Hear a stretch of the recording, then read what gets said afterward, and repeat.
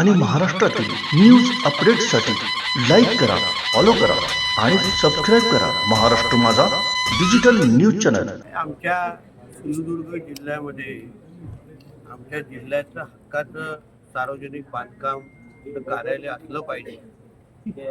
त्यासाठी पुढाकार आमचे सिंधुदुर्ग जिल्ह्याचे माजी पालकमंत्री, माजी सार्वजनिक बांधकाम मंत्री आणि आमच्या भारतीय जनता पक्षाचे कार्यकारी अध्यक्ष रवी चव्हाण साहेबांनी तो पुढाकार घेतला आणि आज हे जे बांधकाम किंवा हे कार्यालय जे उभं राहिलेले आहे त्याचे सगळे श्रेय आमच्या रवी चव्हाण साहेबांचं आहे। त्यांनी पुढाकार घेतला आणि एवढ्या मोठ्या प्रमाणामध्ये आज आम्हाला स्वतःचं हक्काचं कार्यालय मिळालेलं आहे। नाहीतर छोट्यातल्या छोट्या कामासाठी आम्हाला कधी रत्नागिरी जायला लागायचं। आता कंत्राटदार असतील किंवा अन्य जे आमचे अधिकारी असतील, सामान्य जनता असेल, त्यांना ते कणकवली हळवळमध्येच राहून आपली सगळी कामं करता येते। यासाठी चव्हाण साहेबांचं जिल्हावासियांकडून मी मनापासून त्यांचं अभिनंदन करतो। सिंधुदुर्गमध्ये रस्ते असतील, पुलं, ब्रिज असतील, त्यानंतर मग इमारती असतील, त्या नूतन झाल्या आहेत। भविष्यातही पालकमंत्री म्हणून कशी जातात? शेवटी आमच्या सिंधुदुर्ग जिल्ह्याच्या विकासाच्या दृष्टिकोनातून इकडले आमचे रस्ते असो, आमचे साखव असो, हे सगळे पुलांचा फार मोठा हात आहे। सन्मान्य राणेसाहेब जेव्हा राज्याचे मुख्यमंत्री होते तेव्हा त्यांनी त्या काळामध्ये 38 पुलांना मान्यता दिली आणि बांधूनही घेतली। त्याच्यामुळे आमच्या जिल्ह्याच्या दळणवळणाला फार मोठ्या प्रमाणामध्ये फायदा झाला।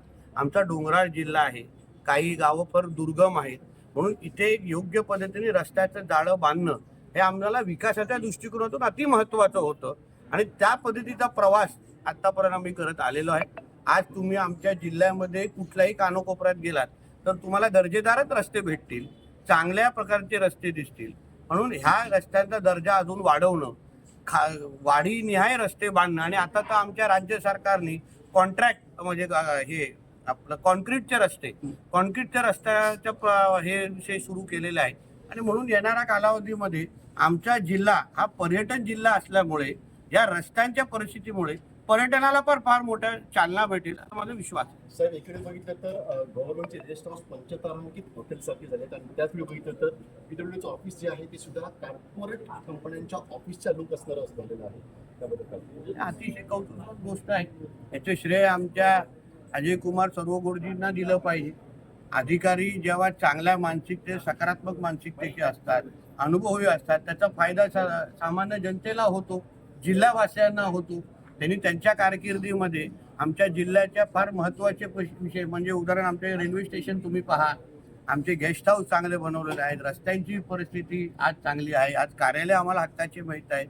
म्हणून चांगले कर्तबगार अधिकारी आमच्या महाराष्ट्र सरकारमध्ये काम करतात, त्याबद्दल आम्हाला सार्थ अभिमान आहे। साहेब, महाराष्ट्रातलं कदाचित पहिलं असेल की QR कोड स्कॅन करून अभिप्राय नोंदवण्याची पद्धत ही या कार्यालयामध्ये चालू केली आहे सर्व गोड साहेबांनी, तर त्याबद्दल आपली प्रतिक्रिया काय? बघा, आमच्या राज्याचे प्रमुख आदरणीय देवेंद्र फडणवीस साहेबांचा कारभारात हा पारदर्शक आहे आणि त्याचं प्रतिबिंब तुम्हाला प्रत्येक स्तरावर, प्रत्येक आमच्या सरकारी कार्यालयामध्ये त्याचं दिसत आहे।